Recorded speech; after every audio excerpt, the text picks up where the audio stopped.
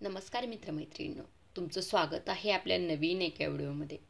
किती बोलावे, कसे बोलावे आणि कधी बोलावे. कधी कधी रागाच्या भरात आवेशात येऊन आपण समोरच्या व्यक्तीला असे काही बोलून बसतो जे आपण नाही बोलायला हवे. मग नंतर बोलून झाल्यावर आपण पश्चाताप करीत बसतो की आपण समोरच्या व्यक्तीला असे नको बोलायला हवे होते. कुठलाही विचार न करता कुणाला कधीही काही बोलण्यामुळे आपले अनेक जवळच्या व्यक्तीशी संबंध देखील खराब होऊन जात असतात. म्हणूनच आपण कोणालाही काही बोलण्याच्या आधी 4 वेळा विचार करणे खूप महत्त्वाचं आहे. आपण असे बोलल्याने काय दुष्परिणाम होतील याचा विचार एकदा नक्की करायला हवा. कारण बोललेले शब्द पुन्हा वापस आपण घेऊ शकत नाही. म्हणून बोलून झाल्यावर विचार करत बसण्यापेक्षा, पस्तावा करण्यापेक्षा आपण कुठलाही शब्द बोलण्याआधी 4 वेळा विचार करणे फार महत्त्वाचे आहे.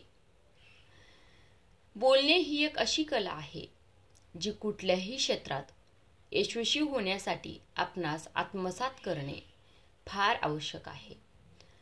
कुठल्या ठिकाणी कोणाशी कसे बोलावे, किती बोलावे, कधी बोलावे हे अचूक कौशल्य जर आपण आत्मसात केले तर आपण कुठल्याही क्षेत्रात सहजरित्या यशस्वी होऊ शकतो. कारण कुठे, किती, कधी आणि कसे बोलावे हे कौशल्य आपल्या अंगी असेल तर आपण आपले विचार, मत, भावना निडर होऊन प्रभावीपणे इतरांसमोर मांडू शकतो. इतरांना आपले विचार, मत पटवून देऊ शकतो आणि त्यांना कन्व्हिन्स देखील करू शकतो. बोलणे हे एक असे कौशल्य आहे जे आपल्या कुठल्याही व्यवसायात कस्टमरला आपले प्रोडक्ट सर्व्हिस विकत घेण्यासाठी कन्व्हिन्स करताना, क्लायंट समोर प्रेझेंटेशन देताना, सेल्स, मार्केटिंग, सेलिंगमध्ये तर उपयोगी पडते. शिवाय जीवनातील इतर क्षेत्रात देखील नक्कीच उपयोगात येते. खूप जण आपल्या क्षेत्रात पाहिजे तसे यश प्राप्त करण्यास अपयशी ठरत असतात. कारण त्यांच्यामध्ये बोलण्याची कला नसते, ज्यामुळे त्यांना इतरांसमोर आपले विचार, मत, भावना प्रभावीपणे मांडता येत नसतात. परिणामस्वरूप त्यांना इतरांना आपले विचार, मत व्यवस्थित पटवून देता येत नसतात. जेणेकरून समोरचा देखील त्यांच्या बोलण्याने त्यांची वस्तू, प्रोडक्ट्स विकत घ्यायला कन्व्हिन्स होत नाही. ज्यामुळे त्यांना पाहिजे तसे यश आपल्या व्यवसाय, उद्योगात प्राप्त होत नसते. बोलण्याची कला कौशल्य कसे आत्मसात करावे हे आपण पाहूया. जर आपणास देखील कुठे, कधी आणि कसे बोलावे हे कौशल्य शिकायचे असेल तर तुम्ही हा व्हिडिओ शेवटपर्यंत नक्की पहा आणि खाली दिलेल्या टिप्स फॉलो करायला विसरू नका. मग चला तर सुरू करू आजच्या व्हिडिओला. आणि असेच नवनवीन व्हिडिओ पाहायला आवडत असतील तर चॅनलला जरूर सबस्क्राईब करा. पहिली गोष्ट, बोलताना समोरच्या व्यक्तीच्या डोळ्यात डोळे घालून बोलणे.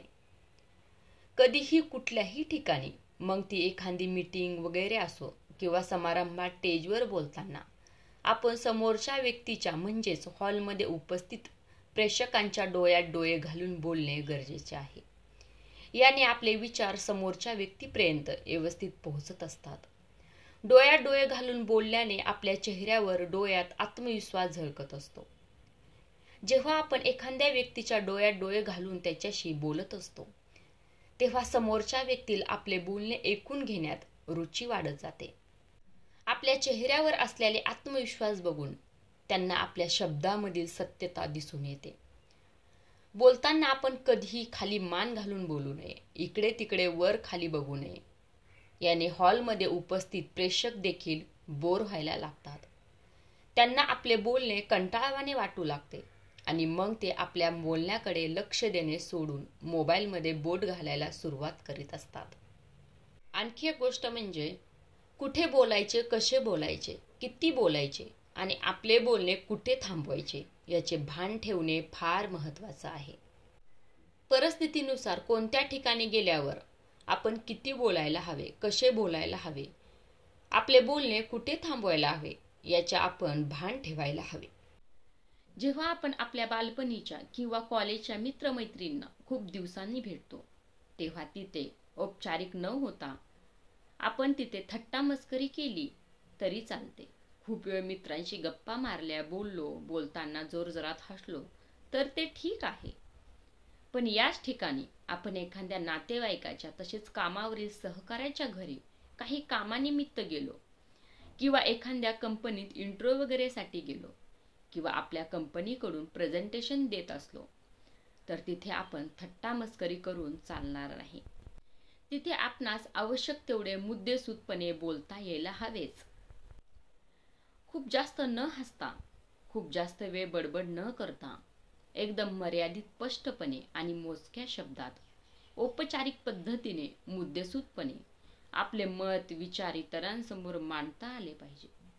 आपले मत इतरांना पटवून देता आले पाहिजे. हे फार महत्त्वाचं आहे. तिसरी गोष्ट, बोलताना आपल्या शब्दात गोडवा असायला हवा. नेहमी आपल्या बोलण्यामध्ये गोडवा असायला हवा. फक्त बोलण्याने समोरच्या व्यक्तीचे मन आपल्याला जिंकून घेता आले पाहिजे. काही लोक असे असतात जे पहिल्याच भेटीत एखाद्या व्यक्तीचे फक्त आपल्या बोलण्याने मन जिंकून घेत असतात. फक्त एका भेटीत त्यांचे मन वळवून घेत असतात. त्यांच्या हृदयात आपले एक स्थान निर्माण करून घेत असतात. तर काही व्यक्ती असे देखील असतात ज्यांना भेटल्यावर पहिल्याच भेटीत समोरच्या व्यक्तीचे त्यांच्यावरील मन उडून जाते. पहिल्याच भेटीत ती व्यक्ती समोरच्याला नको नकोशी वाटू लागते. यावरून आपल्या लक्षात येईल की आपले बोलणे कसे आहे. यावरून व्यक्ती आपली पारख करीत असते. त्यांच्या हृदयात जीवनात आपल्याला स्थान देत असते. म्हणून आपण कुठल्याही क्षेत्रात असाल, नेहमी आपल्या बोलण्यात गोडवा, विनम्रता, समोरच्या विषयी आदर असायला हवाच. बोलताना आपल्या चेहऱ्यावर एक हलकेसे स्मित हास्य असायला हवे. कारण आनंदी व्यक्तिमत्व असलेली व्यक्ती सर्वांना नेहमीच आवडते. आपले शब्द हेच समोरच्या व्यक्तीच्या मनात आपल्याविषयी आदर, सन्मान, प्रेम निर्माण करत असतात. ही गोष्ट नेहमी लक्षात ठेवा.